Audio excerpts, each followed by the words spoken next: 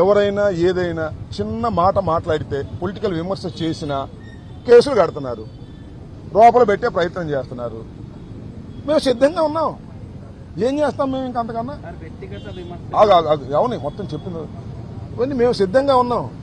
వ్యక్తిగత ఏం చెప్పండి, మధ్య మీరు అడ్డం వచ్చి అయిపోయింది. సోషల్ మీడియా కార్యకర్తలు ఎవరైతే ఉన్నారో వాళ్ళ కుటుంబాల జోలికి వెళ్తున్నారు కదా, మీ కార్యకర్తలు కూడా మీరు ఏం చెప్పదలుచుకున్నారు? నేను ఏ కార్యకర్తకైనా రాజకీయ విమర్శలు అనేవి చాలా సహజమైనవి. మేము రాజకీయ విమర్శలు చేస్తాం. బిలో ద బెల్ట్ అంటారు. ఎమ్మ ఎక్క వాడు వీడు, వాడిని వీడు వీడిని వాడు, ఇవి ఎవరు చేసినా తప్పే. దాన్ని మేమేమి సంబంధం మా వాళ్ళే చేయాలి, వాళ్ళు చేయకూడదు. ఇవాళ ఏంటండి నాకు అర్థం కాల. ఆడెవడో సీమరాజు అంట, ఆయన మహానుభావుడు ఎట మాట్లాడతాడు చూశారుగా. ఇతను పాపం చిన్న కుర్రోడు ఎందుకు చెడిపోయాడు నాకు అర్థం కాల. ఎంత పచ్చి బూతులు మాట్లాడతాడు. ఎవరిని పడితే వాళ్ళని, ఎంత వాళ్ళని పడితే అంత వాళ్ళని.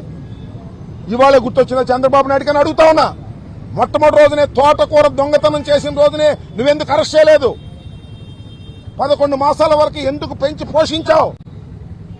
ఇవాళ సమాజం అంతా కూడా మాజీ ముఖ్యమంత్రి జగన్మోహన్ రెడ్డి గారి సతీమణి అంతే నోరు మూసుకుని ఉన్నావేంటని అన్ని వేళ్లు నీ వైపును చూపించినప్పుడు డ్యామేజ్ కంట్రోల్ కోసం నాటకం ఆడుతా ఉన్నావు తప్ప దీనిలో నీకు చిత్తశుద్ధి ఉందా అని అడుగుతా ఉన్నా. ఇవాళ ఏంటని గోరెంట మాధవ్ గారిని తీసుకు అరెస్ట్ చేశారు. ఓకే, క్రైమ్ ముందు అరెస్ట్ చేశారు. పోలీస్ స్టేషన్లో ఉన్నాడో లేదా చెప్పరే? చెప్పడానికి ఎందుకు తడబడుతున్నారు? వెనక నుంచి తీసుకుపోయారని మీడియా వాళ్ళే చెప్తున్నారే. ఎందుకు వెనక నుంచి తీసుకెళ్ళాలి? కొడతారా? చంపేస్తారా? ముందే తీసుకెళ్ళవచ్చు కదా.